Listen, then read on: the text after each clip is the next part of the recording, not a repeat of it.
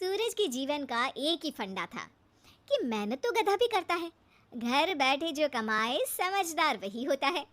इसीलिए उसने कभी नौकरी ही नहीं ढूंढी। इस बात से हालांकि उसकी पत्नी शिखा बिल्कुल भी अग्री नहीं करती थी, पर फिर भी सूरज को समझाना बेकार था। टीवी में कैसे बनोगे करोड़पति का ऐड देखकर उसे लगा कि बस अब तो घर बैठे ही वो करोड़पति बन सकता है, और उसके पीछे उसने अपने सारे सोर्सेस एक्टिव कर दिए। 2 हफ्ते में उसके कलीग के साले के पड़ोसी के बेटे का सोर्स निकलता है जो कि उसे शो में पहुंचा सकता है, और सूरज उससे मिलने चला जाता है। अच्छा, तो हमें मुकेश जी बता रहे थे कि आप हमें शो में पहुंचा सकते हैं। हाँ, उसमें कोई तकलीफ नहीं है। मैं कल अगर कोशिश करूँ तो इसी महीने में आपका नंबर आ जाएगा।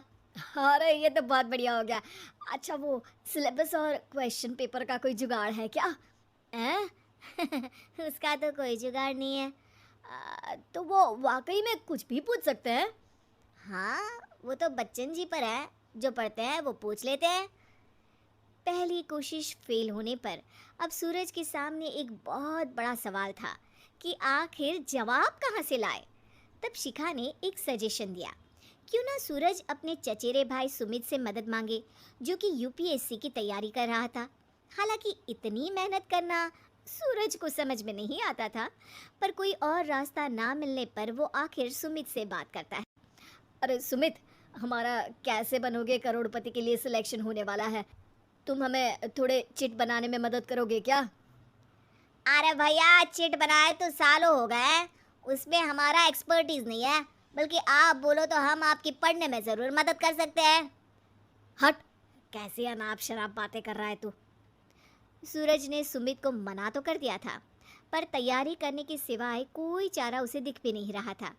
खासकर जब 12 के पेपर लीक करने के एक्सपर्ट शुक्ला जो भी हाथ जोड़ लेते हैं। आखिर सूरज को सुमित के पास जाना ही पड़ा, और उसने सुमित और शिखा से वादा किया कि वो बहुत मेहनत करेगा। 1 महीने की तैयारी के बाद फाइनल हुआ कि शो से 1 हफ्ते पहले एक ट्रायल खेला जाएगा, जहां पर सारे रिश्तेदार ऑडियंस की जगह पर होंगे और शिखा सवाल पूछेगी। दूर दराज से भी रिश्तेदार आकर हाजिर हो गए देखने कि आखिर कैसे बनेगा सुमित करोड़पति। सब कुछ सेट था, और इतने में सूरज आकर अपना स्पीच देता है। ये 1 महीना मेरे लिए आसान नहीं था, पर अपने भाई सुमित और अपनी पत्नी शिखा की मदद से मैं इतनी दूर पहुंच पाया हूँ। मेरे मम्मी पापा के आशीर्वाद ने भी बहुत साथ दिया है मेरा।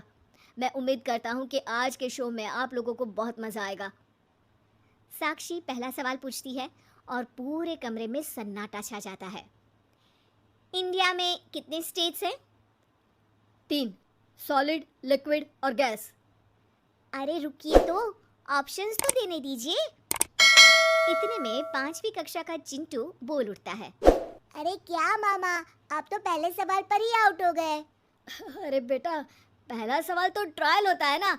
अरे तुम अब देखना। देखने जैसी बात तो थी ही। सूरज को इतना शांत किसी ने नहीं देखा था। कभी कभी तो लगता था मानो सूरज आंख खोल कर ही सो गया हो। मामा जल्दी करो प्लीज, कल सुबह पनवेल भी तो निकलना है। अरे हट, कंसंट्रेट करने दे मुझे। 3 सवाल में 3 लाइफ लाइन खत्म हो चुकी थी, और अब चौथे सवाल पर भी सूरज का मौन नहीं टूटा। पर सूरज अभी भी हार मानने को तैयार नहीं था। उधर हर कोई सूरज को छोड़ सुमित को देख रहे थे। आखिर सुमित ने ही तो पढ़ाया था सूरज को। गजब बेइज्जती है यार। अरे बेटा, तो बाप का, दादा का, भाई का, सबका नाम बुड़वाएगा। अरे 3 लाइफ लाइन ले ली तो भी तेरा कुछ नहीं होना है।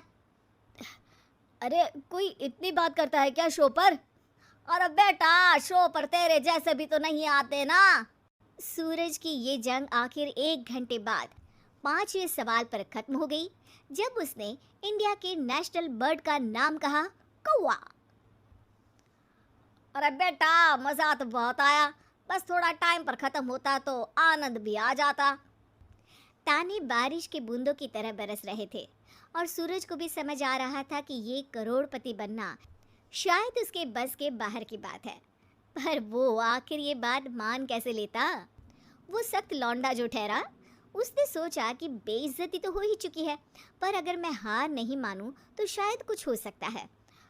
शिखा तुम देखना, असली शो में आग लगा दूंगा, आग, करोड़पति बनूंगा मैं। हाँ, सब्जियां खत्म हो गई है घर पे, ले आओ, पहले पति बन जाओ फिर करोड़पति बनना। अरे गजब बेइज्जती है यार। बेटा अभी तो घर पर ही हुई है, एक हफ्ते में तो तुम देश के सामने करवा कर आओगे। वैसे जब टीवी पर जाओ ना तो बस अपने मम्मी का ही नाम लेना, ठीक है? कोई पूछे तो बोलना कि पापा नहीं है मेरे। अरे पढ़ाई की, पेपर निकलवाए, इतने सारे लोगों को खाना खिलवाया, क्या फर्क पड़ा? इसीलिए मैं कहता हूँ कि मेहनत तो गधा भी करता है, घर बैठे जो कमाए वही सिकंदर। लेकिन मामा, गधे भी जानते हैं कि हमारा राष्ट्रीय पक्षी मोर है।